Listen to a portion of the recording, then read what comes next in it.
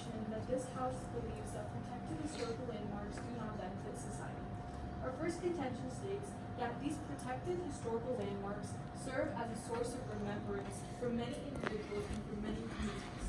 For example, we can look at the 9/11 area, which was protected, and that serves as a source of remembrance for many families that were impacted by this devastating event. We can also look at concentration camps, part of the Holocaust, for example, which affected the Jewish population. And of course, if my ancestors were affected by these historical events, then I would like to visit these historical events and I would like to learn from them.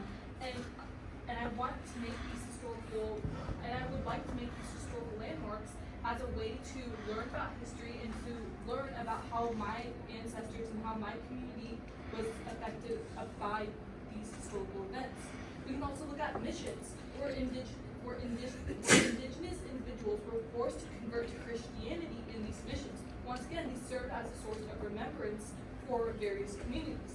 We can also look at the Trail of Tears, for example, parts of which are protected, of course, and these victims should be honored and remembered and shouldn't simply not be acknowledged, because this serves as important for society to remember and honor, because this affects multiple communities that were negatively impacted by these historical events. Yes, I'll take your question. Would you say that the remembrance or memories of these events or people wouldn't be as impactful without these historical landmarks? Yes, I do agree, because if I'm able to see something in person and I'm able to see that this is the exact spot where a community was negatively affected, then sure, of course it will impact me more. Of course it will leave a more lasting impact on me. It'll last upon me more rather than simply seeing it online or simply seeing it through a photo, because I was able to be at that exact place where these individuals were affected negatively. Thank you.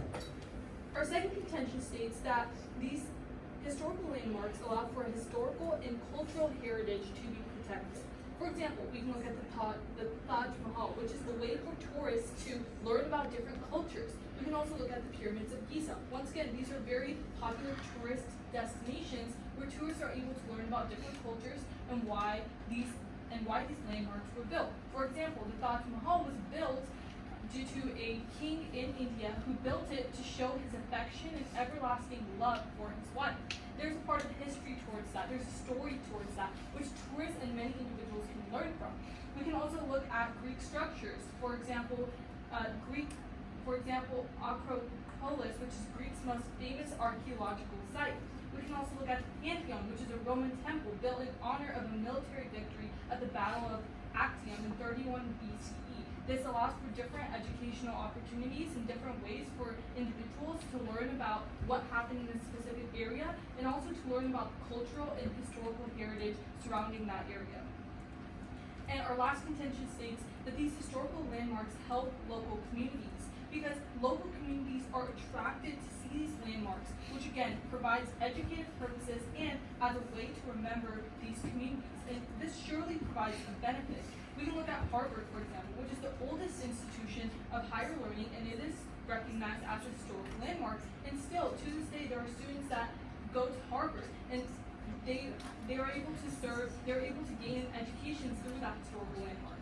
We can look at Ford's Theater, which is where Abraham Lincoln, which is the 16th president of the U.S., was assassinated. And once again, these provide as an educational opportunity for individuals and to learn about what happened there, and it also helps local communities. Now moving on to the opponent's case.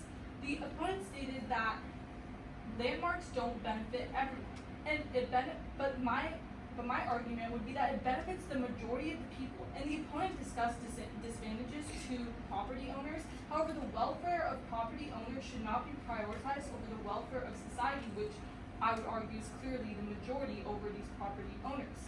The opposition also stated that landmarks aren't necessary, but I would argue that it provides numerous benefits as stated in our case.